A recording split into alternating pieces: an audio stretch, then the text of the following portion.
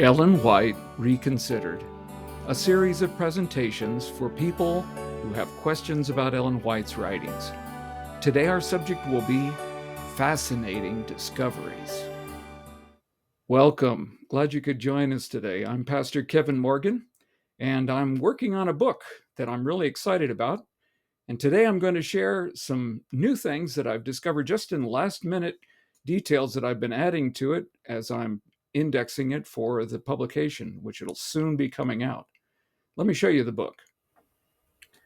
So here's the cover. Let's zoom in a little bit and we'll see the title is Glory, Glory, Glory.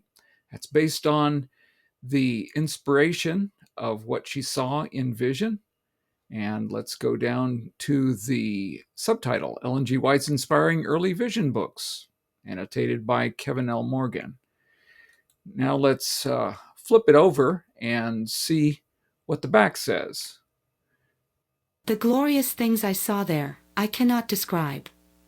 Oh, that I could talk in the language of Canaan, then could I tell a little of the glory of the better world. Those words of Ellen White revealed something about that early experience of seeing things in heaven that were glimpses of glory. I sent the book out to some good friends that are historians to review, and one of them gave me this review. Kevin Morgan's Glory, Glory, Glory delivers far more than it promises. It provides a detailed list of all Ellen White's visions between 1844 and 1853, dozens of early Millerite and Sabbatarian Adventist photos, scores of biographical sketches, and a wealth of little-known information tucked away in its 878 footnotes that is based on a staggering amount of research into primary sources. This book is a valuable resource for anyone interested in early Adventist history. Brian E. Strayer, Ph.D., Professor Emeritus of History, Andrews University. As Dr. Strayer mentioned in the very kind review he provided, one of the key features of the book is a vision chart. Oddly enough, no one has ever attempted to list all of Ellen White's visions before, and that's what I'm attempting to do. Although in this book, it only covers the first portion of her visions from 1844 to 1853, the period during which she was writing for this particular book. But the book also includes a section on eyewitness accounts, and it has some visions that are not from this period. So I have searched to try to locate all of the other visions, and I'm continuing to build that list to another document. So I'll have it for future reference. And in the process, I've discovered some very interesting things, some fascinating discoveries. I've looked for certain key words, words like I was shown, I saw, I was taken into vision. And as I look for those different phrases, I'm able to locate where she describes a vision or it gives a date for it. And so you put that together and build the case. Now, what I'd like to talk to you about today are a couple of discoveries I made for her first two visions. And this is what was fascinating to me. I had heard those stories. Maybe many of you have heard those stories about the first vision, where it took place. Ellen White was part of the Millerites in Portland, Maine, and she and others would gather together in homes after the 1844 disappointment, and they would pray together, look for a light, and encourage one another because they believed that Jesus must be coming soon. One of these occasions took place in the home of Elizabeth Haynes. I don't have a picture of her, but I was able to find where her house was located. Let me show you a picture. You can see up here in the upper right-hand corner where Robert Harmon's house was. And then down on the lower left, you see the road. This is Danforth Road that comes out of town and connects with the Vaughan Bridge that goes across into South Portland. This is not too far from one another, but she was right there in that little house just before you get to the bridge.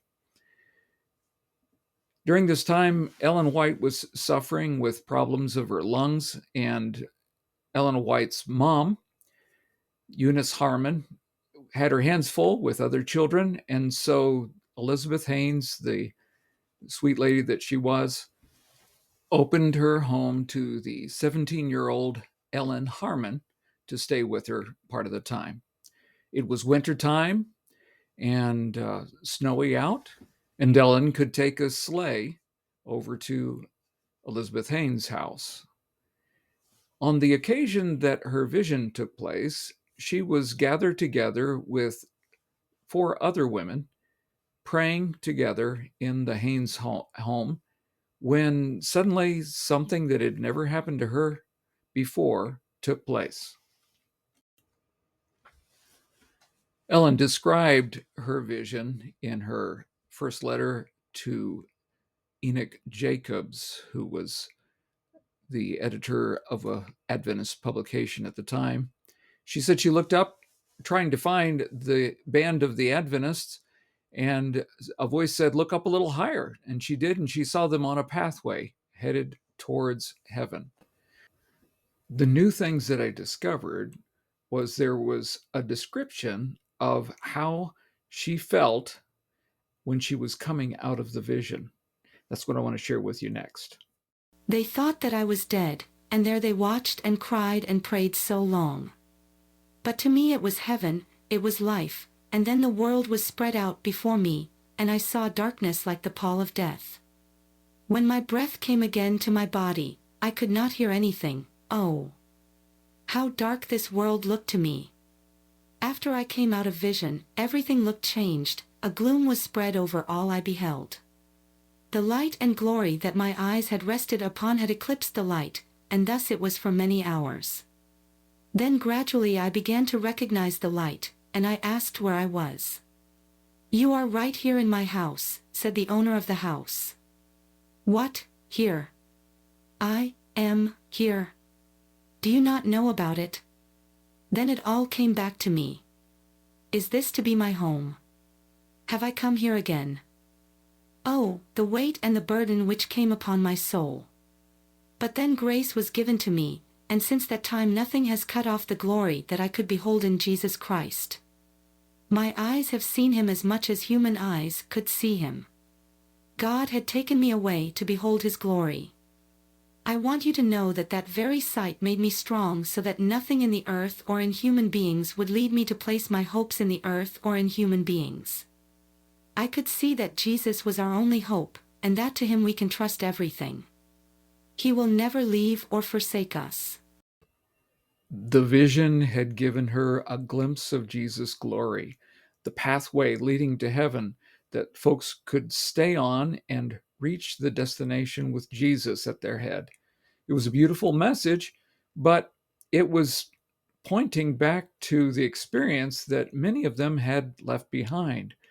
I'd found in a letter to Joseph Bates that she described how that Joseph Turner came and asked her if she was in God's duty, if she was doing God's duty, and she knew that she wasn't, but she was afraid of what others would say. Eventually, he convinced her to go share it with the others, and the others received it warmly. Then I discovered her second vision, and there's only a brief description of it in her books, but later in life, she was telling some others about that second vision. And that's what I'd like to share with you now.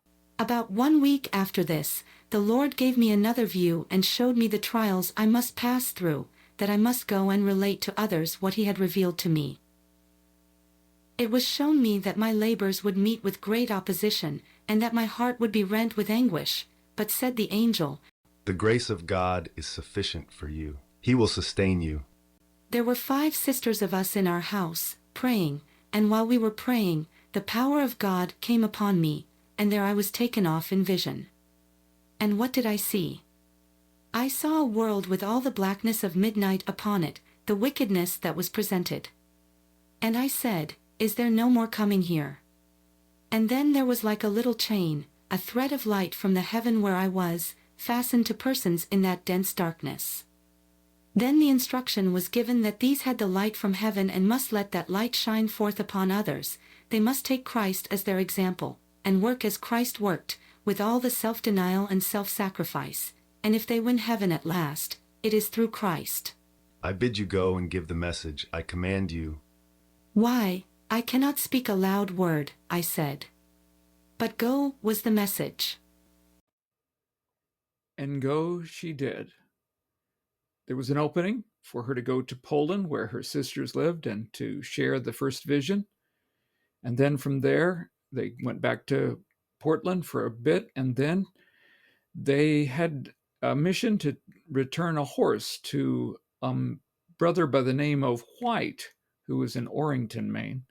And they took a whole tour up that way. This was the beginning of Ellen White's ministry, sharing with others the light that had been given her.